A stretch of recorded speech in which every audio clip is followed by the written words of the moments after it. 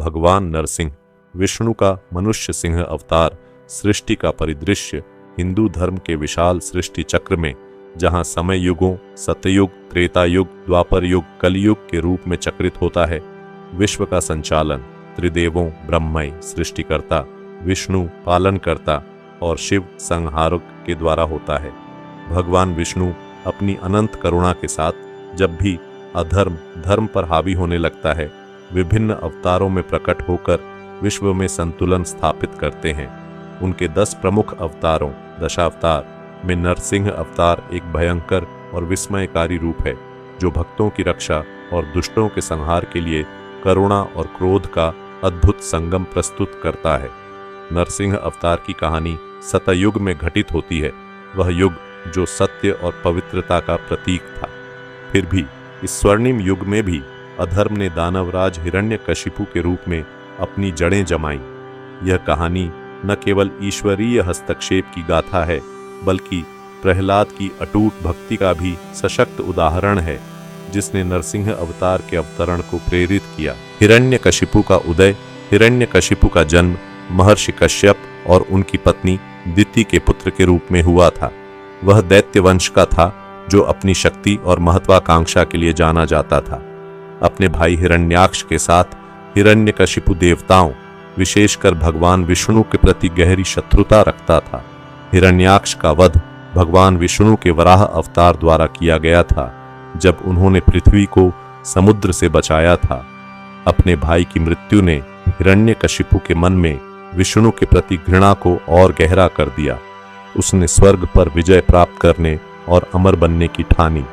इस लक्ष्य को प्राप्त करने के लिए हिरण्यकशिपु ने भगवान ब्रह्मा को प्रसन्न करने के लिए कठोर तपस्या शुरू की। वह एक पैर पर खड़े होकर हाथ आकाश की ओर उठाए भूख, प्यास और प्रकृति की कठिनाइयों को सहन करते हुए हजारों वर्षों तक तप करता रहा। उसकी तपस्या इतनी तीव्र थी कि देवता चिंतित हो उठे, क्योंकि उन्हें डर था कि वह असीम शक्ति प्राप्त कर लेगा। अंततः ब्रह्मा उसकी भक्ति से प्रसन्न होकर उसके समक्ष प्रकट हुए और उसे वरदान मांगने को कहा। हिरण्यकशिपु ने अमृता की मांग की।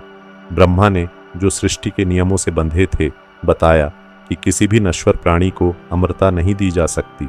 हिरण्यकशिपु ने चतुराई से एक ऐसा वरदान मांगा, मुझे ऐसा वरदान दो कि मैं न तो किसी मनुष्य, न पशु, न देवता, न दानव द्वारा मारा जा सकूं, न दिन में, न रात में, न घर के अंदर, न बाहर, न किसी हथियार से, न जमीन पर, न आकाश में मेरी मृत्यु हो। ब्रह्मा ने अपने वचन से बंधे यह वरदान दे दिया, जिससे हिरण्यकशिपु लगभग अजेय हो गया। इस वरदान से उत्साहित होकर हिरण्यकशिपु ने स्वयं को तीनों लोकों, पृथ्वी, स्वर्ग और पाताल का सर्वोच्च शासक घोषित कर दिया।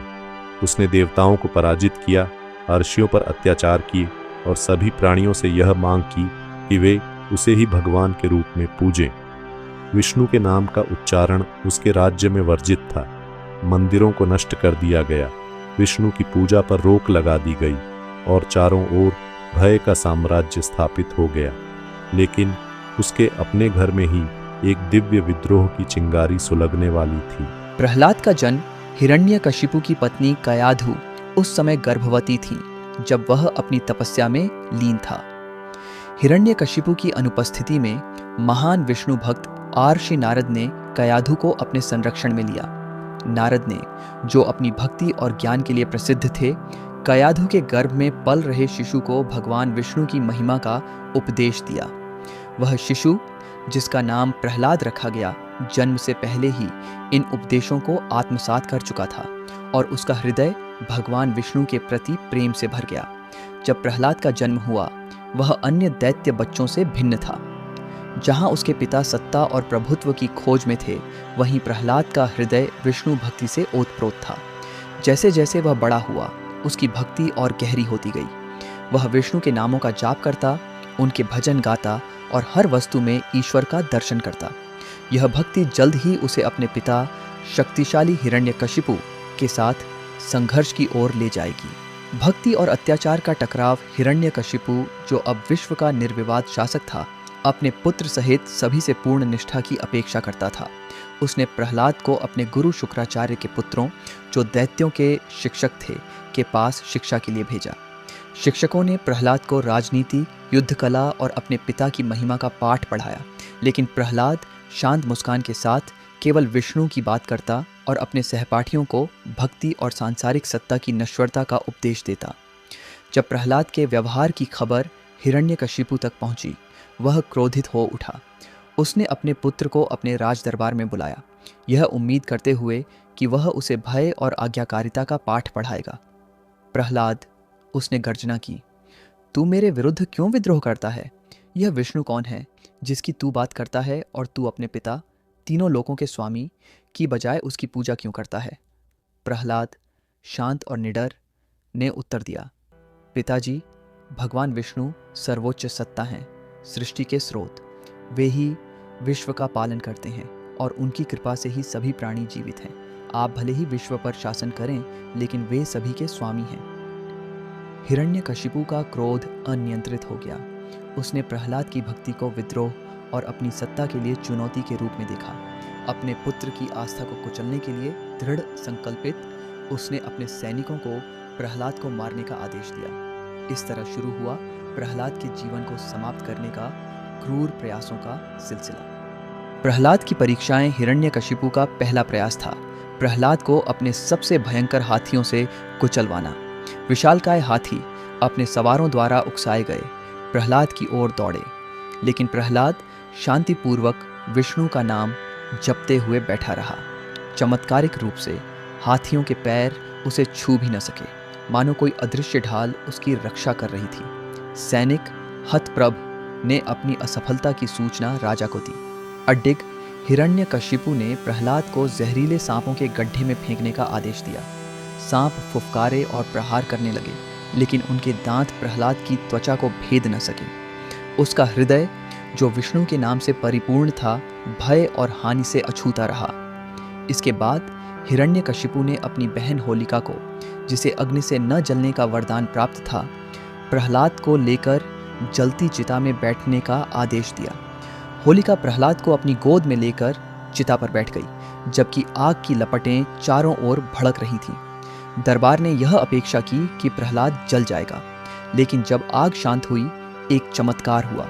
होलिका अपने दुष्ट इरादों के कारण राख में बदल गई, जबकि प्रहलाद नारायण का जाप करते हुए सुरक्षित बाहर निकला। हिरण्यकशिपु का धैर्य अब जवाब दे रहा था। उसने प्रहलाद को जहर देने, उसे पहाड़ से फेंकने और समुद्र में डुबोने की कोशिश की, लेकिन हर प्रयास विफल रहा।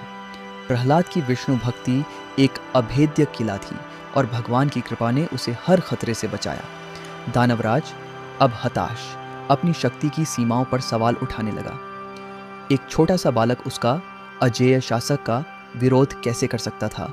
अंतिम टकराव एक संध्या, जब सूर्यास्त हो रहा था और गोधूली बेला में महल पर एक रहस्यमयी आभा छा गई थी। हिरण्यकशिपु ने प्रहलाद को फिर से बुलाया। उसका धैर्य अब समाप्त हो चुका था और उसका अभिमान अपने पुत्र की अवज्ञा को और बर्दाश्त नहीं कर सकता था। विशाल सभागार में अपने दरबारियों और सैनिकों से घिरा, हिरण्यकशिपु ने प्रहलाद पर तंज कसा। तू कहता है कि तेरा विष्णु हर जगह है, जो तुझे मेरे क्रोध से बचाता है। यदि वह इतना शक्तिशाली है, तो वह अब भी कहाँ है? मुझे यह तेरा भगवान दिखा। प्रहलाद अपनी आंखों में भक्ति की चमक लिए ने उत्तर दिया, पिताजी, भगवान विष्णु सर्वव्यापी हैं। वे आकाश में, पृथ्वी पर, अग्नि में, जल में और यहाँ तक कि आप और मेरे भीतर भी हैं। वे सृष्टि के प्रत्येक कण में निवास करते हैं और वे अब भी इसी सभागार में मौजूद हैं। हिरण्यकशिपु ने ठाका लगाया। सभागार के एक विशाल स्तंभ की ओर इशारा करते हुए उसने गर्जना की, क्या तेरा विष्णु इस स्तंभ में भी है? प्रहलाद ने अटल विश्वास के साथ सिर हिलाया और कहा, हाँ, मेरा प्रभु उस स्तंभ में भी है, जैसे वे हर जगह हैं। क्रोध से आपे से बाहर हिरण्यकशिपु ने अपनी गदा उठाई और पूरी ताकत से स्तंभ पर प्रहार किया, यह इरादा रखते हुए कि वह पत्थर और अपने पुत्र की आस्था दोनों को चूर चूर कर देगा। सभागार उस प्रहार की तीव्रता से कांप उठा। और एक ओगलुशायुशी शोर महल में गूंज उठा। दरबारी भय से ठिठक गए, उनकी आंखें आतंक से फैल गईं जब वह स्तंभ फट गया। नरसिंह का अवतरण टूटे हुए स्तंभ से एक ऐसी सत्ता प्रकट हुई जैसी विश्व ने पहले कभी नहीं देखी थी। वह न मनुष्य था न पशु, बल्कि दोनों का एक भयंकर संयोजन। एक मनुष्य सिंह जिसका शरीर मानव का और सिर एक उग्र सिंह का था। उसकी आंखें पिघले हुए अग्नि की तरह दहक रही थीं, उसकी जटाएं सोने की नदी की तरह लहरा रही थीं और उसके नाखून घातक तेजी से चमक रहे थे। यह नरसिंह थे, भगवान विष्णु का चौथा अवतार, जो ब्रह्मा के वरदान को पूर्ण करने और अपने भक्त की रक्षा के लिए प्रकट हुए थे। दरबारी चीखते हुए भागे, लेकिन हिरण्यकशिपु अपनी जगह पर डटा रहा। उसका अभिमान उसे पीछे हटने से रोक रहा था। नरसिंह की गर्जना ने स्वर्ग को हिला दिया और दानवराज को एहसास हुआ कि उसका सावधानीपूर्वक रचा गया वरदान अब खतरे में था। अवतार न मनुष्य था न पशु, और समय गोधूली बेला का था, न दिन न रात। नरसिंह ने हिरण्यकशिपु को पकड़ लिया और उसे सभागार के दहली पर खींच ले गए। अपनी गोद में बिठाकर न जमीन पर, न आकाश में, न घर के अंदर, न बाहर, अपने तेज धार वाले नाखूनों से नरसिंह ने हिरण्यकशिपु को चीर डाला, उसकी अजेयता को कागज की तरह फाड़ते हुए। दानवराज की अवज्ञा की चीखें दर्द की चीखों में बदल गईं, क्योंकि अवतार ने भविष्यवाणी को पूर्ण किया। बिना ब्रह्मा के वरदान का उल्लंघन किए उसे मार डाला। सभागार में सन्नाटा छा गया। केवल प्रहलाद की मधुर भक्ति भरी आवाज गूंज रही थी, जो नरसिंह को प्रेम और श्रद्धा से निहार रहा था। नरसिंह का शांत होना, हिरण्यकशिपु की मृत्यु के बाद भी नरसिंह का क्रोध शांत नहीं हुआ। उनका दैवीय क्रोध विश्व को भस्म करने की धमकी दे रहा था, और ब्रह्मा और शिव के नेतृत्व में देवता भयभीत होकर उनके समक्ष आए, उनसे शांत होने की प्रार्थना करते हुए। लेकिन नरसिंह की गर्जना और तेज हो गई। उनकी सत्ता असहनीय ऊष्मा बिखेर रही थी। तब प्रहलाद, वह युवा भक्त, आगे बढ़ा।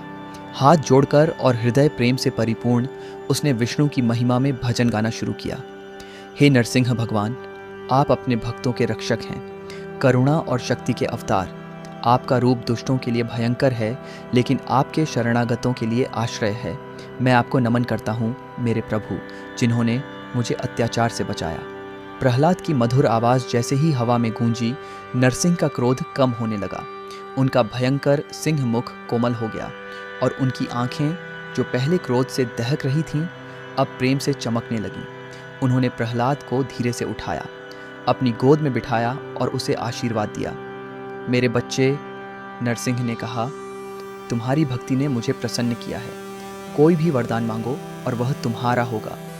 प्रहलाद हमेशा की तरह विनम्र ने उत्तर दिया, हे प्रभु, मैं आपका अनंत प्रेम और आपकी सेवा करने की शक्ति के सिवा कुछ नहीं मांगता। मेरा हृदय कभी आपके मार्ग से न भटके और सभी प्राणी आपकी कृपा में शरण पाएं। नरसिंह मुस्कुराए। उनका दैवीय रूप शांति बिखेर रहा था। उन्होंने प्रहलाद की इच्छा पूर्ण की और देवताओं पर एक अंतिम दृष्टि डालकर अंतर्धान हो गए, पीछे एक दैवीय शांति की आभा छोड़कर। नरसिंह की विरासत, नरसिंह की कथा तीनों लोकों में फैल गई, जिसने श्रद्धा और भक्ति को प्रेरित किया। प्रहलाद, जो अब दैत्यों का राजा बना, ने बुद्धिमानी और धर्म के साथ शासन किया, अपने लोगों को सत्य के मार्ग पर ले गया। नरसिंह को समर्पित मंदिर स्थापित हुए, जहां भक्त भय और दुष्टता से सुरक्षा के लिए उनकी कृपा मांगने लगे। नरसिंह अवतार भक्ति की अत्याचार पर, विश्वास की संदेह पर और दैवीय न्याय की मानवीय अभिमान पर विजय का प्रतीक बन गया। यह कथा गहन दार्शनिक संदेश भी देती है। नरसिंह दैवीय विरोधाभास का प्रतीक है, भयंकर लेकिन करुणामय, परम लेकिन सर्वव्यापी। स्तंभ से उनका प्रकट होना यह दर्शाता है कि ईश्वर हर जगह मौजूद है, यहाँ तक कि सबसे असंभावित स्थानों में भी, और सच्ची भक्ति से बुलाए जाने पर प्रकट होने को तैयार है। प्रहलाद का अटल विश्वास यह सिखाता है कि ईश्वर के प्रति समर्पण सबसे बड़ी शक्ति है, जो सबसे बड़ी बाधाओं को भी पार कर सकती है। सांस्कृतिक और आध्यात्मिक महत्व। नरसिंह अवतार को हिंदू परंपरा में उत्सवों, अनुष्ठानों और पवित्र ग्रंथों के माध्यम से मनाया जाता है। होली का हिस्सा होलिका दहन उत्सव होलिका के जलने और प्रहलाद के चमत्कारिक बचाव की स्मृति में मनाया जाता है। आंध्र प्रदेश के अहोबिलम में नरसिंह स्वामी मंदिर जैसे मंदिर पवित्र स्थल माने जाते हैं, जहां भक्त आध्यात्मिक शक्ति और सुरक्षा के लिए अवतार का आशीर्वाद मांगते हैं। नरसिंह कवचम और नरसिंह स्तोत्र शक्तिशाली भजन हैं, जिन्हें भक्त अवतार की कृपा प्राप्त करने के लिए गाते हैं। ये ग्रंथ नरसिंह की भक्त रक्षक, भक्तों के रक्षक और दुष्ट संहारक, दुष्टों का नाश करने वाले की भूमिका पर जोर देते हैं। ये कथा सांसारिक सत्ता की नश्वरता की भी याद दिलाती है, क्योंकि हिरण्यकशिपु का अजेय प्रतीत होने वाला शासन दैवीय इच्छा के सामने धराशायी हो गया। निष्कर्ष, नरसिंह की कथा भक्ति, साहस और दैवीय हस्तक्षेप की एक कालातीत गाथा है। यह शाश्वत सत्य को दर्शाती है कि धर्म की हमेशा जीत होती है, चाहे अधर्म की शक्तियां कितनी भी प्रबल क्यों न दिखें। प्रहलाद की अटल भक्ति और नरसिंह का विस्मयकारी अवतरण लाखों लोगों को प्रेरित करते हैं, यह याद दिलाते हुए कि ईश्वर हमेशा निकट है और शुद्ध हृदय से पुकारे जाने पर उनकी रक्षा के लिए तैयार है। भगवान विष्णु के अवतारों की भव्य कथा में नरसिंह एक अद्वितीय दैवीय विरोधाभास के प्रतीक के रूप में खड़े हैं। अधर्म के संहार में भयंकर, फिर भी अपने भक्तों के प्रति प्रेम में कोमल। उनकी कहानी पीढ़ियों को प्रेरित करती है, आशा की किरण और अटल भक्ति की शक्ति का प्रमाण बनकर। वीडियो को अच्छा लगा तो कमेंट करके बताओ एंड लाइक और शेयर करो। अभी के लिए बाय नेक्स्ट वीडियो और न्यू स्टोरी के साथ।